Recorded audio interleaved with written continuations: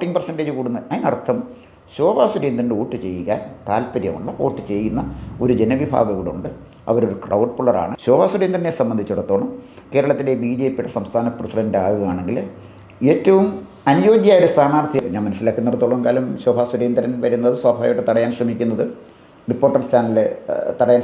ഇതിലെല്ലാം ഉപരിയായിട്ട് CPM-നെ പ്രത്യേകിച്ച് മുഖ്യമന്ത്രിയെ പലപ്പോഴും പ്രതിക്കൂട്ടിലാക്കുന്ന വിധത്തിലുള്ള സ്റ്റേറ്റ്മെൻറ്റുകൾ കൊടുക്കുന്ന ആളും കെ സുരേന്ദ്രൻ ശരിക്കും പറഞ്ഞാൽ കേരളത്തിലെ കാലഹരണപ്പെട്ട സാന്നിധ്യമായിട്ടുള്ളപ്പോൾ ഇത്രയും നെഗറ്റീവായൊരു പേഴ്സണാലിറ്റി ആയിട്ട് മാറിയത് കെ സുരേന്ദ്രൻ. കേരളത്തിൽ ഇന്നേ വരെ BJP പച്ച പിടിച്ചിട്ടില്ല.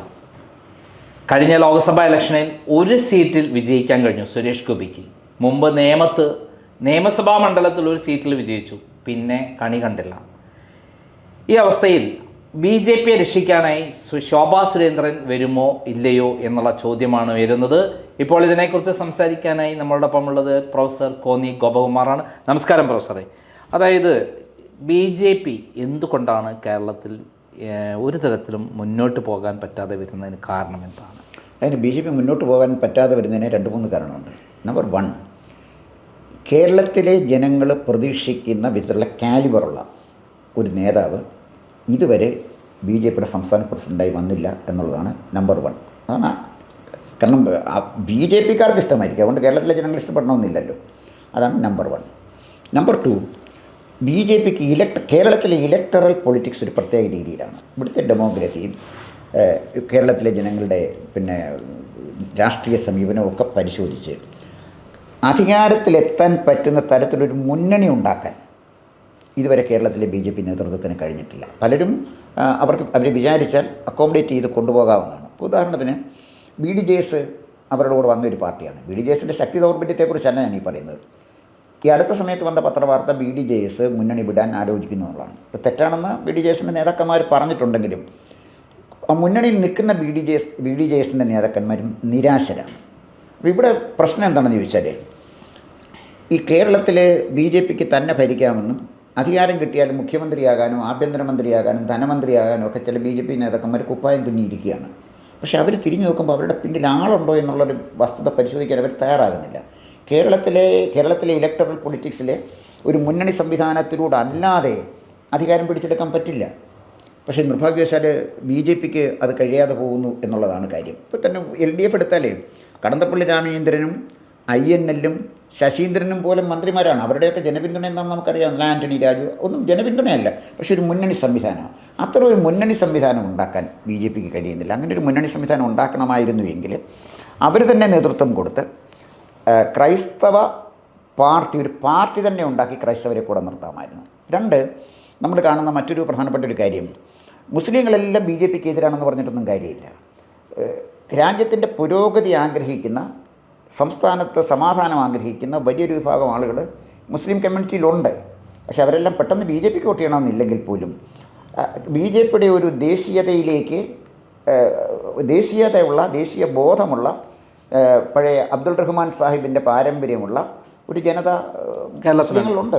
അവരെല്ലാവരും BJP അങ്ങനെയൊന്നുമല്ല.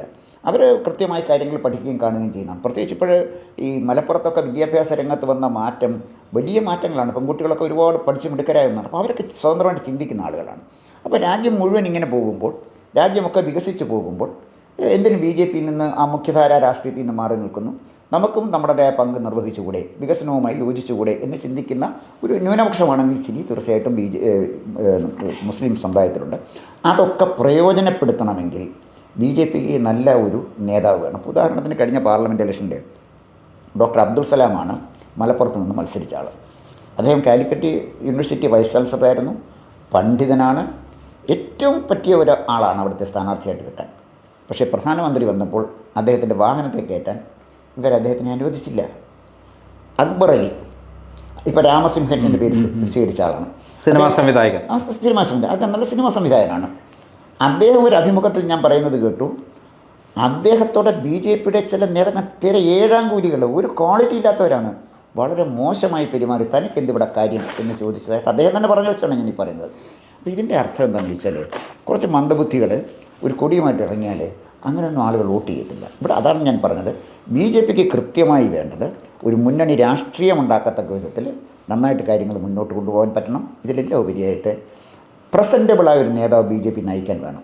ഒരു നേതാവ് പ്രസൻറ്റബിളാണോ ഇല്ലയോ എന്ന് തീരുമാനിക്കുന്നത് തിരഞ്ഞെടുപ്പ് രംഗത്ത് അദ്ദേഹത്തെ എത്ര പെർസെൻറ്റേജ് ജനങ്ങൾ അംഗീകരിക്കുന്നു എന്ന് നോക്കിയല്ലേ നമുക്ക് പറയാനൊക്കത്തുള്ളൂ. ബി ജെ പിയിലെ കുറേ ഗ്രൂപ്പുകാർ അംഗീകരിക്കുന്നു പറഞ്ഞാൽ ആർക്കാ പറയണം? ബി ജെ പി ആരെ വേണമെങ്കിലും അംഗീകരിച്ചു പോട്ടെ.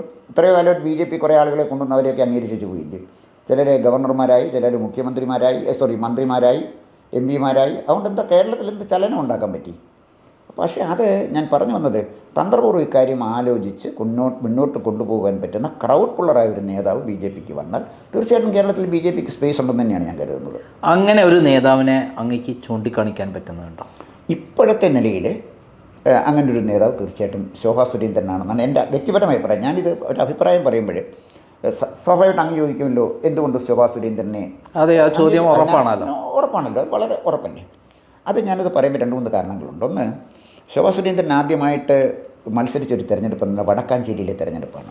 അന്ന് കെ മുരളീധരൻ കരുണാകരൻ്റെ മകൻ മത്സരിക്കുന്ന സമയമാണ്. എ സി മൊയ്തീനും കരുണാകരനും കെ മുരളീധരനും ശോഭാ സുരേന്ദ്രനുമാണ് മത്സരിക്കുന്നത്. ആ തെരഞ്ഞെടുപ്പിൽ അതിന് തൊട്ടു മുമ്പ് നടന്ന തെരഞ്ഞെടുപ്പിൽ ബി ജെ പിക്ക് കിട്ടിയത് 4000 വോട്ടാണ്. ശോഭാ സുരേന്ദ്രൻ അവിടെ മത്സരിച്ചപ്പോൾ ആ വോട്ട് 11,000 വോട്ടായിട്ട് മാറി. അതിൻ്റെ പ്രത്യേകത ഈ 11,000 വോട്ടിൻ്റെ ഒരു മൂല്യം എവിടെയാണെന്ന് ചോദിച്ചാൽ ഓരോ വോട്ടിനും വലിയ മൂല്യമുള്ളൊരു തെരഞ്ഞെടുപ്പായിരുന്നു. കാരണം കെ മുരളീധരൻ കെ കരുണാകരൻ്റെ മകൻ്റെ രാഷ്ട്രീയ ഭാവി തീരുമാനിക്കുന്നൊരു തെരഞ്ഞെടുപ്പാണ് അവിടെ. അപ്പം ഇഷ്ടംപോലെ പണം ഒഴുകിക്കൊണ്ടിരിക്കുകയാണ് വടക്കാഞ്ചേരിയിൽ. റോഡെ വല വെച്ചാൽ പണം കിട്ടും, അതുപോലെ പണം ഒഴുകുന്നൊരു കാലഘട്ടം. ഒരുപാട് പ്രഷർ ഞാൻ മനസ്സിലാക്കുന്നിടത്തോളം അവരെ പിൻവലിക്കാനോ അല്ലെങ്കിൽ മത്സരരംഗത്തുനിന്ന് മന്ദഭാവത്തിൽ പോകാനോ ഒക്കെ സ്വാഭാവികമായിട്ട് ഉണ്ടാകുമല്ലോ. അപ്പോൾ തൊട്ടടുത്ത് മുമ്പ് നടന്ന തെരഞ്ഞെടുപ്പിൽ 4000 വോട്ടാണ് ബി ജെ പി സ്ഥാനാർത്ഥി കിട്ടിയെങ്കിൽ കെ മുരളീധരൻ സ്ഥാനാർത്ഥിയായ ഒരു തെരഞ്ഞെടുപ്പിൽ അവർക്ക് 11,000 വോട്ടായിട്ട് വർദ്ധിപ്പിക്കാൻ കഴിഞ്ഞു. അന്ന് എ സി മൊയ്തീനെ വിജയിപ്പിക്കാൻ വേണ്ടി കെ മുരളീധരനെതിരെ ഒരു ഇഷ്യൂ തന്നെ ഞാൻ ഇറക്കിയിരുന്നു. തീർച്ചയായിട്ടും ടൈമിൻ്റെ പ്രത്യേക ഒരു പതിപ്പ് തന്നെ ഇറക്കിയിരുന്നു. അത് ഭയങ്കരമായി എഫക്റ്റ് ചെയ്തിരുന്നു അവിടെ. തീർച്ചയായിട്ടും തോൽവിക്ക് പ്രധാനപ്പെട്ട ഒരു ഘടകമായിരുന്നു. അതായത് പത്തനംതിട്ട ഒരു മുനിസിപ്പൽ ചെയർപേഴ്സണായിട്ടുള്ള അവരുടെ മുരളീധരനായിട്ടുള്ള അന്നത്തെ പ്രശ്നമൊക്കെ വലിയ ഇഷ്യൂ ആയിരുന്നു. മുകുന്ദപുരത്ത് പത്മജിക്കെതിരായിട്ട് വന്നു. അത് വേറെ അതെ അതെ അതെ മിക്ക സ്ഥലത്തും അങ്ങനത്തെ കാര്യമുണ്ട്. പക്ഷേ മുരളീധരൻ്റെ വാട്ടർലൂ ആയിട്ടുള്ള ഒരു ലക്ഷണമായിരുന്നു ഇവിടെ. അല്ല ഞാൻ പറഞ്ഞു വന്നത് തീർച്ചയായിട്ടും പത്രമാധ്യമങ്ങൾക്ക്, കാരണം ക്രൈം അത് പറഞ്ഞപ്പോൾ ജനങ്ങൾ അതെടുത്തത് അതിനകത്ത് സത്യത്തിൻ്റെ എലിമെൻ്റ് ഉള്ളതുകൊണ്ടാണ്. കള്ളം പറഞ്ഞ് ജനങ്ങൾ എടുക്കത്തില്ല, സത്യം പറഞ്ഞുകൊണ്ടാണ് ജനം എടുത്തത്. അതതിൻ്റെ വാസ്തവം. ഇപ്പം ഞാൻ ഈ പറഞ്ഞു വന്നത് രണ്ടാമത് വന്നു കഴിഞ്ഞപ്പോഴത്തേക്ക് പിന്നീട് അവർ മത്സരിച്ചത് പാലക്കാടാണ്. പാലക്കാട് മത്സരിച്ചപ്പോഴേ അതിനു മുമ്പ് പാർലമെൻറ്റിലേക്ക് നിന്നത് ഇദ്ദേഹം CK പത്മനാഭനായിരുന്നു. പത്മനാഭൻ നിന്നതിനേക്കാൾ 63,000 വോട്ട് കൂടുതലാണ് ശോഭാ സുരേന്ദ്രന് കിട്ടിയത്. ലാസ്റ്റിൽ എനിക്കറിയാവുന്ന പെട്ടെന്ന് എല്ലാ തെരഞ്ഞെടുപ്പിലേക്കൊന്നും ഞാൻ പോകുന്നില്ല. 2 തെരഞ്ഞെടുപ്പ് പറയാൻ ഞാൻ ആഗ്രഹിക്കുന്നു. 2019 ആറ്റിങ്ങിൽ അവർ മത്സരിക്കുമ്പോൾ അതിന് മുമ്പ്, അതായത് 2014 നിന്ന BJP സ്ഥാനാർത്ഥിക്ക് 90,000 വോട്ട് കിട്ടിയ സ്ഥലത്താണ് ഇവർ 2.5 ലക്ഷം വോട്ട് പിടിക്കുന്നത്. അതൊരു കൊച്ചു കാര്യമല്ലല്ലോ. കാരണം എന്നറിയാം, അന്ന് സിറ്റിംഗ് MP A സമ്പത്താണ്. A അനിരുദ്ധൻ്റെ മകനാണ് സമ്പത്ത്. 2 അവിടെ മത്സരിക്കുന്ന അടൂർ പ്രകാശാണ്. പണത്തിൽ യാതൊരു ലോഭവും ഇല്ല. SNDP യോഗത്തിൻ്റെ ശക്തമായ പിന്തുണ, കോൺഗ്രസിൻ്റെ പിന്തുണ, ഇതിനെക്കാട്ടി വലിയ കാര്യങ്ങളൊന്നും വേണ്ട ആറ്റിങ്ങിൽ ജയിക്കാൻ. പക്ഷെ ആ ഫൈറ്റിൽ പോലും 2.5 ലക്ഷം വോട്ട് ശോഭാ സുരേന്ദ്രന് ലഭിച്ചു എന്ന് പറഞ്ഞാൽ അവരുടെ വ്യക്തിപരമായ നേട്ടം തന്നെയാണ്. ഇപ്രാവശ്യമായിരുന്നു ശോഭാ സുരേന്ദ്രന് ആറ്റിങ്ങിൽ കൊടുത്തിരുന്നെങ്കിൽ അവർ ജയിക്കാനുള്ള സാധ്യത വളരെ കൂടുതലുണ്ടായിരുന്നു. അതിന് സംശയിക്കേണ്ട കാര്യമില്ല. പിന്നീട് വന്നത്, എനിക്ക് ഏറ്റവും വലിയൊരു വിജയം ശോഭാ സുരേന്ദ്രനെ ഞാൻ കാണുന്നത് ആലപ്പുഴയാണ്. ആലപ്പുഴ എന്ന് പറയുന്ന പുന്നപ്ര വയലാറിൻ്റെ നാടാണ്. VS അച്യുതാനന്ദൻ്റെയും ഗൗരിയമ്മയുടെയൊക്കെ നാടല്ലേ. അവിടുത്തെ ആലപ്പുഴയിലെ ഓരോ മണൽത്തരിയിലും വിപ്ലവം ജ്വലിച്ച് നിൽക്കുന്ന ഒരു ഭൂമിയാണ് ആലപ്പുഴ. പുന്നപ്ര വയലാർ രക്തസാക്ഷികൾ അന്തി ഉറങ്ങുന്ന നാടാണ് ആലപ്പുഴ. അവിടെ 3 ലക്ഷം വോട്ട്, 2,99,000 വോട്ട് ഞാൻ പറഞ്ഞു 3 ലക്ഷം എന്ന് പറയും. അപ്പോൾ ആ വോട്ട് അവർക്ക് പിടിക്കാൻ കഴിഞ്ഞു എന്ന് പറഞ്ഞാൽ നിസ്സാരമായൊരു കാര്യമല്ല. അപ്പോൾ അതുകൊണ്ട് ഞാൻ പറഞ്ഞു വന്നത്, ഓരോ കോൺസ്റ്റിറ്റ്യുവൻസി നമ്മൾ എടുത്തു നോക്കിയാലും കേരളത്തിലെ ഡെമോഗ്രഫി അനുസരിച്ച് നോക്കാമെങ്കിൽ പല സമുദായങ്ങൾക്കും ഭൂരിപക്ഷമുള്ള മണ്ഡലങ്ങളാണ്. ആ മണ്ഡലങ്ങളിലൊക്കെ വിവിധ സമുദായങ്ങളുടെ പിന്തുണയോടുകൂടി ശോഭാ സുരേന്ദ്രൻ്റെ വോട്ടിംഗ് പെർസെൻറ്റേജ് അവർക്ക് വർദ്ധിപ്പിക്കാൻ കഴിയും. ഇതൊന്നും BJP വോട്ടല്ല. BJPയുടെ പൊളിറ്റിക്കൽ വോട്ടാണെങ്കിൽ അത് ഏത് സ്ഥാനാർത്ഥിക്കും കിട്ടണ്ടേ? ശോഭാ സുരേന്ദ്രൻ വരുമ്പോഴെങ്ങനെ വോട്ടിംഗ് പെർസെൻറ്റേജ് കൂടുന്നത്? അതിനർത്ഥം ശോഭാ സുരേന്ദ്രൻ്റെ വോട്ട് ചെയ്യാൻ താല്പര്യമുള്ള, വോട്ട് ചെയ്യുന്ന ഒരു ജനവിഭാഗം കൂടെ ഉണ്ട്. അവരൊരു ക്രൗഡ് പുള്ളറാണ്. അവരുടെ ഒരു പൊളിറ്റിക്കൽ കരിയറിൽ അവർ കൃത്യമായി അവരുടെ ഒരു സ്ഥാനം അടയാളപ്പെടുത്തിയിട്ടുള്ളൊരു നേതാവാണ്. അതുകൊണ്ട് ശോഭാ സുരേന്ദ്രനെ സംബന്ധിച്ചിടത്തോളം കേരളത്തിലെ BJP സംസ്ഥാന പ്രസിഡൻ്റ് ആകുകയാണെങ്കിൽ ഏറ്റവും അനുയോജ്യമായ ഒരു സ്ഥാനാർത്ഥിയാണ് എന്നാണ് എൻ്റെ അഭിപ്രായം. പക്ഷേ അവർ ഓരോ സമയത്തും അവർ നിന്ന സ്ഥലത്ത് സീറ്റ് കൊടുക്കാതെ, ഇപ്പം ആറ്റിങ്ങലാണെങ്കിൽ ആറ്റിങ്ങൽ സീറ്റ് കൊടുക്കാതെ, പാലക്കാട് സീറ്റ് തുറന്നു കൊടുക്കാതെ, അവരെ പുതിയ സീറ്റുകളിൽ മത്സരിപ്പിച്ച് അവിടെ പാർട്ടി ഗുണം ഉണ്ടാക്കുന്നുണ്ട്, അത് മുതലെടുക്കാൻ വേറെ ആൾക്കാർ വരുന്നു, അവരെ ഒതുക്കപ്പെടുന്നു എന്ന് പറയുന്ന ഒരു സംഭവമാണ് കേരള BJPയിൽ ഉണ്ടായിട്ടുള്ളത്. അപ്പം അവരാണെങ്കിൽ ശക്തമായ രൂപത്തിൽ പിണറായി വിജയനെതിരെ ശക്തമായി പോരാട്ടം നടത്തുന്ന ആളാണ്. എന്നാൽ കെ സുരേന്ദ്രനോ വി മുരളീധരനോ ഒക്കെ തന്നെ പിണറായി വിജയനുമായിട്ടൊരു അലിഖിതമായിട്ടുള്ളൊരു ബന്ധം കാത്തു സൂക്ഷിക്കുന്ന ആൾക്കാരാണ്. അങ്ങനെയുള്ള സന്ദർഭത്തിൽ ശോഭാ സുരേന്ദ്രനെ ഇവിടെ പ്രസിഡൻ്റാക്കാൻ വരുമ്പോൾ മറ്റുള്ള എല്ലാവരും കൂടെ യോജിച്ച് അവരെ തകർക്കാൻ ശ്രമിക്കില്ലേ? സ്വാഭാവികമായിട്ട് ഇപ്പോൾ ഞാൻ മനസ്സിലാക്കുന്നിടത്തോളം കാലം ശോഭാ സുരേന്ദ്രൻ വരുന്നത് സ്വാഭാവികമായിട്ട് തടയാൻ ശ്രമിക്കുന്നത് റിപ്പോർട്ടർ ചാനൽ തടയാൻ ശ്രമിക്കുന്നു എന്നാണ് ഞാൻ അറിയുന്നത്. ഞാൻ മനസ്സിലാക്കുന്നത് നമ്മുടെ മറ്റേ ഉപശാലകളിൽ കേൾക്കുന്ന കാര്യമാണ്. പത്രരംഗത്ത് അതുപോലെ തന്നെ ശതകോടീശ്വരനായ ഗോകുലം ഗോപാലിന് അനഭിമിതയാണ് ശോഭാ സുരേന്ദ്രൻ എന്ന് പറയുന്നു. ഉപശാലകളിൽ കേൾക്കുന്നതാണ്, വ്യക്തിപരമായിട്ട് എനിക്കറിയാവുന്ന കാര്യങ്ങളല്ല. ഇതിലെല്ലാം ഉപരിയായിട്ട് CPMനെ പ്രത്യേകിച്ച് മുഖ്യമന്ത്രിയെ പലപ്പോഴും പ്രതിക്കൂട്ടിലാക്കുന്ന വിധത്തിലുള്ള സ്റ്റേറ്റ്മെൻറ്റുകൾ കൊടുക്കുന്ന ആളുമാണ് ശോഭാ സുരേന്ദ്രൻ. അപ്പോൾ അതുകൊണ്ടാണ് ശോഭാ സുരേന്ദ്രൻ കറവോട്ടുള്ളറായതും അതുകൊണ്ടാണ് ശോഭാ സുരേന്ദ്രൻ്റെ വോട്ടിംഗ് പെർസെൻറ്റേജ് വർദ്ധിച്ചതും എന്നുള്ളത് കാര്യം നമ്മൾ മറന്നിട്ട് കാര്യമില്ല. അപ്പോൾ ശോഭാ സുരേന്ദ്രൻ്റെ ഒരു ക്രെഡൻഷ്യൽ നോക്കിയാൽ ഇന്നത്തെ പ്രത്യേക സാഹചര്യത്തിൽ പിന്നെ ഏറ്റവും വലിയൊരു പ്രത്യേകത അവർ പിന്നാക്ക വിഭാഗത്തിൽപ്പെട്ട ഈഴവ കമ്മ്യൂണിറ്റിപ്പെട്ട ആളാണ്. 27% താഴെ ജീവിത നിലവാരമാണെങ്കിൽ ഏറ്റവും കുടുംബപരമായിട്ടും ഏറ്റവും പാവപ്പെട്ട ഒരു കുടുംബത്തിൽ ജനിച്ച വളരെ പാവപ്പെട്ട കുടുംബത്തിലെ ഒരു ചായക്കടക്കാരൻ്റെ കുടുംബത്തിൽ ജനിച്ച ആളാണ് ഇന്ത്യയുടെ പ്രധാനമന്ത്രി. അപ്പോൾ അത്തരം ആളുകളുടെ ആർജവമുള്ള ആളുകളെ അംഗീകരിക്കുന്ന ഒരു കൾച്ചറാണ് ഇന്ത്യൻ ഡെമോക്രസിക്കുള്ളത്. അല്ലാതെ BJPക്കുമുണ്ട് തീർച്ചയായിട്ടും. പക്ഷേ കേരളത്തിൽ അത് നടപ്പിലാവുന്നില്ല എന്നുള്ളതാണ് സത്യം. അല്ല, അത് BJP പരിശോധിക്കേണ്ടതാണ്. ദ്രൗപദി മുർമു എന്ന് പറയുന്ന ഒരു ആദിവാസി വനിതയെ ഇന്ത്യൻ പ്രസിഡൻ്റ് ആക്കാൻ കഴിഞ്ഞ, അതുപോലെ തന്നെ നരേന്ദ്രമോദി എന്ന് പറഞ്ഞ വളരെ പാവപ്പെട്ട ഒരു ചായക്കടക്കാരനെ ഇന്ത്യൻ പ്രധാനമന്ത്രിയാക്കാൻ കഴിഞ്ഞ ഭാരതീയ ജനതാ പാർട്ടിക്ക് എന്തുകൊണ്ട് കേരളത്തിലെ ശോഭാ സുരേന്ദ്രനെ പോലെ പിന്നാക്ക സമുദായത്തിൽ ജനിച്ച വളരെ പാവപ്പെട്ട ചുറ്റുപാടിൽ ജനിച്ച് വളർന്ന ഒരു വനിതയെ പ്രത്യേകിച്ച് അവരുടെ കഴിവ് തെളിയിച്ച സാഹചര്യത്തിൽ ഒഴിച്ചു നിർത്തേണ്ട കാര്യം എന്താണ്? തീർച്ചയായിട്ടും അവരെ BJPയുടെ പ്രസിഡൻ്റാക്കാൻ പറ്റും തന്നെയാണ് ഞാൻ കരുതുന്നത്. പക്ഷേ കേരളത്തിലുള്ള ഈ കൂട്ടുകെട്ട്, അതായത് നമ്മൾ പുറമെ കാണാത്ത ഈ പിണറായി വിജയൻ ലാവ്ലിൻ കേസ് 8 വർഷമായി, സ്വർണ്ണക്കളക്കടത്ത് കെ സുരേന്ദ്രനാണ് ഏറ്റവും അധികം പറഞ്ഞ അദ്ദേഹം പ്രതിയാണെന്ന് പറഞ്ഞത്, ഡോളർ കടത്ത് കൃത്യമായി തെളിവ് സ്വപ്ന സുരേഷ് കൃത്യമായി പുറത്തുവിട്ട കാര്യമാണ്. 164 സ്റ്റേറ്റ്മെൻറ്റ് കൊടുത്താണ്. ലൈഫ് മിഷൻ തട്ടിപ്പ്, അതായത് ലൈഫ് മിഷനിലെ ചെയർമാൻ പിണറായി വിജയനാണ്.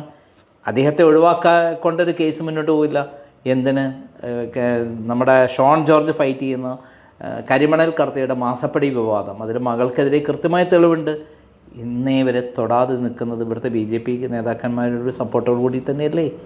അല്ലാതെ BJP നേതാക്കന്മാർ മാത്രമാണെന്ന് പറയാൻ പറ്റുമോ? BJP നേതാക്കന്മാർ തീർച്ചയായിട്ടും ഇക്കാര്യത്തിൽ മൗനം പാലിക്കുന്നുണ്ട് എന്നുള്ള കാര്യം അരിയാഹാരം കഴിക്കും. വി മുരളീധരനും കെ സുരേന്ദ്രനും യൂസഫ് അലിയും പിണറായിയും തമ്മിലുള്ള ഒരു കൂട്ടുകെട്ടല്ലേ കേരളം ഭരിക്കുന്നത്? ശരിക്കും അങ്ങനെ ഒരു കൂട്ടുകെട്ടുണ്ടോ എന്ന് തെളിയിക്കേണ്ടത് അങ്ങേക്കുള്ള പത്രക്കാരാണ്. അത് തന്നെയാണല്ലോ നേരത്തെ പലതവണയായിട്ട് നമ്മൾ പബ്ലിഷ് ചെയ്തിട്ടുള്ളതും പുറത്ത്.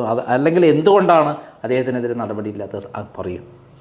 അത് ചിന്തിക്കേണ്ട ഒരു വിഷയമാണ്. കാരണം യൂസഫ് അലിയും കെ മുരളീധരനും കെ സുരേന്ദ്രനും വി മുരളീധരനും കെ സുരേന്ദ്രനും ഒക്കെ ആയിട്ട് കൂട്ടുകെട്ടുണ്ടെന്ന് പറയുന്നു. ഓക്കെ, അത്തരം എന്താ UDFന് ഇതെടുക്കാൻ എന്താ തടസ്സമായിട്ട് നിൽക്കുന്നത്? ഇത് BJP മാത്രമല്ല, നമ്മൾ UDF മാറ്റി നിർത്തും. നമ്മളിപ്പോൾ BJPയെ കുറിച്ചാണല്ലോ പറയുന്നത്. BJP എന്തുകൊണ്ടാണ് വളരാത്തത്? ഇവിടെ ശോഭാ സുരേന്ദ്രനെ പ്രസിഡൻ്റാക്കാൻ അവരെല്ലാവരും കൂടെ ഒത്തുകൂടി തകർക്കുന്നത് എന്തുകൊണ്ടാണെന്നുള്ള ചോദ്യമാണല്ലോ നമ്മൾ ചോദിക്കുന്നത്. അല്ല, ഇതിനകത്ത് കാരണം BJPയെ സംബന്ധിച്ചിടത്തോളം എല്ലാ സ്റ്റേറ്റിലും എല്ലാ മുഖ്യമന്ത്രിമാരെയും പിടിച്ചാത്താക്കുന്ന ആൾക്കാർക്ക് പിണറായി വിജയൻ ഇത്രയൊക്കെ ചെയ്തിട്ടും ഇത്ര ചെയ്തിട്ടും കൂളായിട്ട് നടക്കുന്നു, ഒരു പ്രശ്നമില്ല. ഫൈറ്റ് ചെയ്യുന്ന നമ്മളൊക്കെ വിഡ്ഢികൾ. അല്ല, തീർച്ചയായിട്ടും ഞാൻ പറഞ്ഞു വന്നത് ഈ BJPയെ സംബന്ധിച്ചിടത്തോളം കേരളത്തിലെ ഏറ്റവും വലിയ ഹിന്ദു പാർട്ടി BJP അല്ല, CPM ആണ്. അപ്പം CPM ശക്തമാണെങ്കിൽ ഒരു കാരണവശാലും BJPക്ക് ഇവിടെ വളരാൻ കഴിയില്ല. പക്ഷേ കാരണം CPM ദുർബലമായെങ്കിലേ BJPക്ക് വളരാൻ യഥാർത്ഥത്തിൽ കഴിയുള്ളൂ. കാരണം ഹിന്ദു വോട്ട് അവർക്കാണല്ലോ കൂടുതൽ. അപ്പോൾ അതിൻ്റെ ആ ഒരു സ്ട്രാറ്റജി കൃത്യമായിട്ട് ശോഭാ സുരേന്ദ്രൻ മനസ്സിലാക്കിയിട്ടുണ്ടെന്നാണ് എനിക്ക് തോന്നുന്നത്. അതുകൊണ്ടായിരിക്കും ഒരു പക്ഷേ അവർ ശക്തമായ ഒരു നിലപാടെടുത്തത്. മറ്റു രണ്ട് പേര്, ഇപ്പോൾ ഉദാഹരണത്തിന് കെ സുരേന്ദ്രൻ ശരിക്കും പറഞ്ഞാൽ കേരളത്തിലെ കാലഹരണപ്പെട്ട നേതാവാണ്. അദ്ദേഹം ഈ പ്രസിഡന്റ് സ്ഥാനത്ത് നിന്ന് മാറി നിന്നാൽ പിന്നെ അദ്ദേഹം ഒരു ഇൻസിഗ്നിഫിക്കൻറ്റ് ഫിഗറാകും. കാരണം കേരളത്തിലെ ആളുകൾ പിന്നെ അദ്ദേഹത്തിനെ അങ്ങോട്ട് അക്സെപ്റ്റ് ചെയ്യില്ല.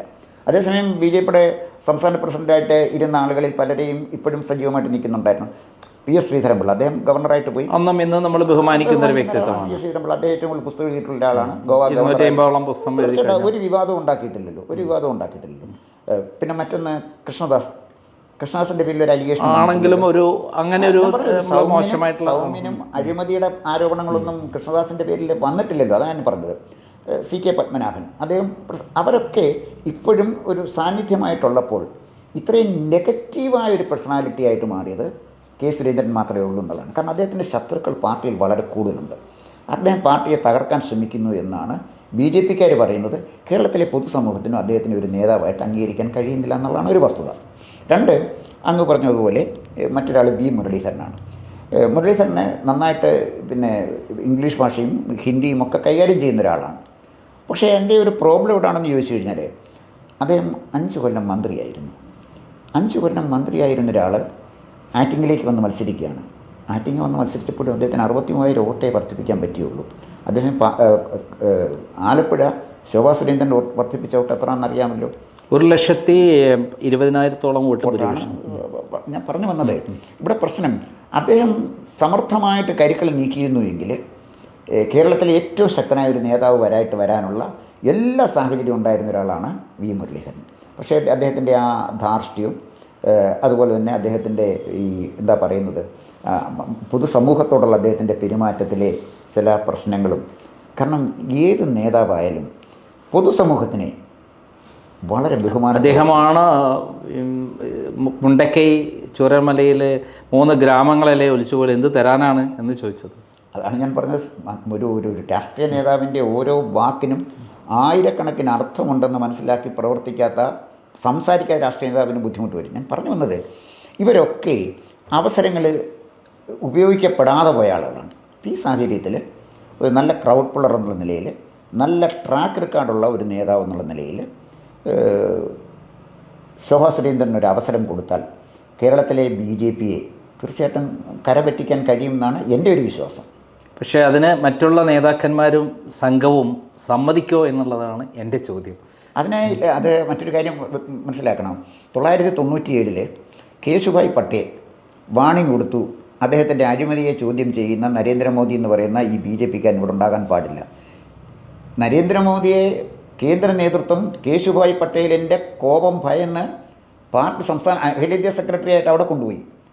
ആ നരേന്ദ്രമോദിയാണ് 2002 അവിടെ മുഖ്യമന്ത്രിയായത്, ഇന്നത്തെ പ്രധാനമന്ത്രിയായത്. എന്തായാലും നമ്മുടെ മുന്നിലുള്ള BJP രക്ഷപ്പെടുമോ ഇല്ലയോ എന്നുള്ള ചോദ്യത്തിന് ഉത്തരമായി പ്രൊഫസർ കോന്നി ജോഗകുമാർ പറഞ്ഞത് ശോഭാ സുരേന്ദ്രനെ സംസ്ഥാന പ്രസിഡൻ്റാക്കിയാൽ രക്ഷപ്പെടുമെന്ന് തന്നെയാണ്.